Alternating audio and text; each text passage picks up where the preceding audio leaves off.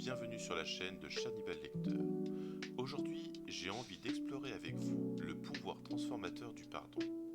Laissez-vous porter et bonne écoute. Le pardon est un concept souvent évoqué, mais rarement compris dans toute sa profondeur. Dans notre quête de bien-être et d'épanouissement personnel, il est essentiel de reconnaître le rôle crucial que joue le pardon dans nos vies. Ce n'est pas seulement un acte de bienveillance envers autrui, mais surtout un cadeau que nous nous offrons à nous-mêmes. Aujourd'hui, nous explorerons les différentes dimensions du pardon et son impact positif sur notre santé mentale et émotionnelle. Le pardon peut être défini comme la décision consciente de laisser aller les ressentiments et les pensées négatives envers ceux qui nous ont blessés. Cela ne signifie pas que nous minimisons la douleur que nous avons ressentie ou que nous excusons les actes nuisibles.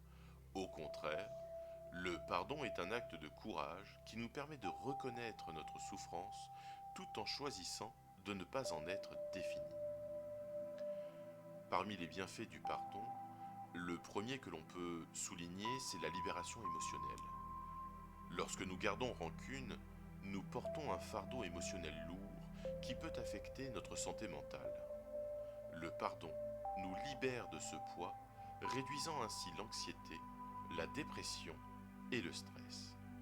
En laissant aller ces émotions négatives, nous faisons de la place pour des sentiments plus positifs comme la joie et la sérénité. Le second des bienfaits, c'est l'amélioration des relations. En effet, le pardon peut également transformer nos relations. En choisissant de pardonner, nous ouvrons la voie à une communication plus honnête et à une compréhension mutuelle. Cela peut renforcer les liens avec nos proches et favoriser un environnement relationnel plus sain. Le troisième bienfait du pardon, c'est la croissance personnelle. Pardonner demande une introspection profonde et une volonté de comprendre non seulement l'autre, mais aussi soi-même. Ce processus peut mener à une meilleure connaissance de soi et à une évolution personnelle significative. En affrontant nos blessures, nous développons notre résilience et notre empathie. Mais le processus du pardon est long. C'est un chemin qui n'est pas toujours facile ni linéaire. Voici quelques étapes qui peuvent faciliter ce processus. En premier, il faut reconnaître la blessure, reconnaître la douleur que vous ressentez. Il est important d'accepter vos émotions sans jugement. Que ce soit la colère, la tristesse ou la frustration, ces sentiments sont légitimes. En second, il faut exprimer vos émotions, il faut trouver un moyen d'exprimer ce que vous ressentez. Cela peut être par l'écriture, par la parole ou même par l'art. Exprimer vos émotions vous aide à les externaliser et à mieux les comprendre.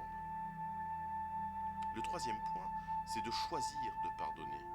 Parce que oui, le pardon est une décision consciente.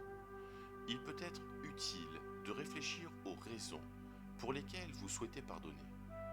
Pour votre paix intérieure, pour avancer dans votre vie ou alors pour améliorer vos relations. Le quatrième point, c'est le lâcher-prise. Lâcher-prise ne signifie pas oublier ou excuser, mais plutôt choisir de ne plus laisser cette expérience contrôler vos émotions et votre vie. Le lâcher-prise est un acte libérateur qui vous permet de tourner la page. Le cinquième et dernier point, c'est pratiquer l'auto-pardon. N'oubliez pas que le pardon s'applique aussi à vous-même. Nous faisons tous des erreurs et il est essentiel d'apprendre à se pardonner pour avancer sereinement. Mais il y a des obstacles au pardon. Plusieurs obstacles qui peuvent rendre ce processus de pardon difficile. La peur. La peur d'être vulnérable ou d'être blessé à nouveau peut freiner notre volonté de pardonner. L'attachement à la colère également, parce que parfois, Notre colère devient une partie intégrante de notre identité, rendant le lâcher-prise difficile. Enfin, dans les obstacles, les attentes irréalistes. Nous pouvons croire que le pardon doit être immédiat ou complet, alors qu'il s'agit souvent d'un processus graduel. En conclusion, le pardon est un voyage personnel qui nécessite du temps et de la patience. En embrassant ce processus, nous découvrons non seulement une plus grande paix intérieure, mais aussi une capacité accrue à aimer et à comprendre les autres. En fin de compte, pardonner n'est pas seulement un acte noble, c'est un acte profondément transformateur qui enrichit notre vie et celle des autres. En cultivant le pardon dans notre quotidien, nous faisons le choix conscient de vivre avec légèreté et ouverture d'esprit, permettant ainsi à notre cœur de s'épanouir pleinement dans l'amour et la compassion.